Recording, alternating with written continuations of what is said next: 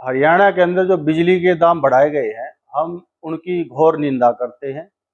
हरियाणा एक ऐसा प्रदेश है जहाँ पर औद्योगिक इकाइयाँ बहुत पुरानी चली आ रही हैं। सरकार ने ऐसा कोई कार्य नहीं किया जिससे बिजली की खपत इन हालात में बढ़ जाए।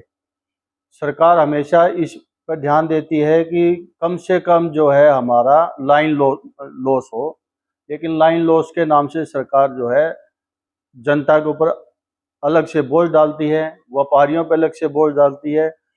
हर प्रदेश की सरकार ये चाहती है कि हमारे यहाँ औद्योगिक इकाइयाँ ज़्यादा से ज़्यादा लगे, लेकिन हरियाणा के अंदर जो है बिजली का को महंगी कर देना और दूसरे जो है डिपार्टमेंटों के ऐसे पेपर तैयार करवाना जिससे आने वाली जो एजेंसियां हैं जो यहाँ काम करना चाहती हैं वो किसी न किसी रूप से बाधित होती हैं, जिसकी वजह से हमारे यहाँ रोजगार के साधन जो है कम है और बेरोजगारी जो है बढ़ती जा रही है। तो बिजली के दाम जो सरकार ने बढ़ाए हैं उनकी वजह से पूरे स्टेट को रोजगार का और हर चीज का जो नुकसान है, हम इसकी बड़ी घोर निंदा करते हैं। सरकार कह रही है कि हमने 10 साल में बढ़ाए हैं।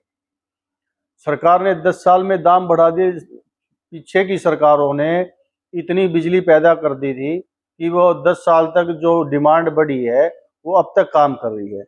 सरकार ने 10 साल में जो है कोई नए प्लांट का सर्जन क्यों नहीं किया, रेट बढ़ाने का काम किया है। सरकार को ये भी बताना चाहिए कि उन्होंने 10 साल में कितनी यूनिट बिजली की जो है एक्स्ट्रा पैदा करी है।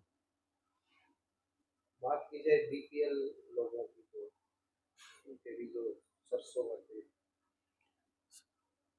मानव जीवन सरकार का सबसे जरूरी काम है कि लोगों को स्वास्थ्य, शिक्षा, उनका भोजन और उनको रहने की सुविधाएं सरकार की जिम्मेवारी है कि वो प्रदेश में ये चीज़ें सबको प्रोवाइड करे। बीपीएल हमारे हरियाणा के अंदर सबसे पहला तो ये होना चाहिए भी सभी को रोजगार इतना होना चाहिए कि हमारे जो प्रदेश के लोग हैं वो जो गरीबी रेखा से नीचे होने ही नहीं चाहिए। उसके बावजूद सरकार की गलत नीतियों की वजह से प्रदेश के अंदर 50 लाख से ज़्यादा जो है हमारे यहाँ गरीबी रेखा से नीचे लोग अपना जीवन यापन कर रहे हैं। आज सरकार ने उनको जो दे रही है वो महीने का 1000 रुपये तक का भी उनका राशन जो है सरकार एक परिवार को फ्री नहीं दे रही है। वो 5 किलो पर मेंबर के हिसाब से गेहूं दे रही है। 4 मेंबरों को गेहूं देती है जो 20 किलो के करीब होती है, जिसकी मार्केट कीमत कुल 500 रुपये है। आज हम गौशालाओं में भी अगर सरकार का बजट देखते हैं तो गौशालाओं में भी जो है गाय के चारे के लिए भी जो है महीने का 600 रुपये का जो है हम चारा उसको दे रहे हैं। 2 रुपया हम डेली दे रहे हैं तो 30 दिन का वो 600 रुपया 3 रुपया बढ़ता है।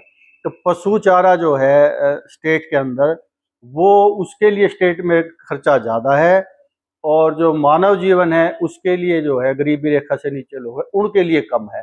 तो सरकार की ये नैतिक जिम्मेवारी है कि वो इसके ऊपर ध्यान दे और हमारे प्रदेश के जो लोग गरीबी रेखा से नीचे हैं उनका जीवन किस तरह से सक्षम हो और वे अपने इज्जत से और सुरक्षित कैसे रहें, ये सुनिश्चित करना सरकार का काम है, ना कि ये कार्य है कि उन लोगों की कोई ऐसे तो सरकार ने कोई प्रबंध नहीं किया जिससे उनकी इनकम और सोर्स बढ़ गया हो। ऐसा तो किया नहीं है सरकार ने। वे गरीबी रेखा से नीचे हैं। जब गरीबी रेखा से नीचे है तो सरकार की नैतिक जिम्मेवारी है कि उन लोगों का जीवन यापन अच्छा करे और जो रेट बढ़ाए गए हैं उसको वापस लिया जाए। देशव्यापी जो हड़ताल है, देशव्यापी हड़ताल ये इसी बात के लिए करी गई है कि रोजगार जो नौजवान बच्चों को रोजगार मिले और उनको रेगुलर रोजगार हो।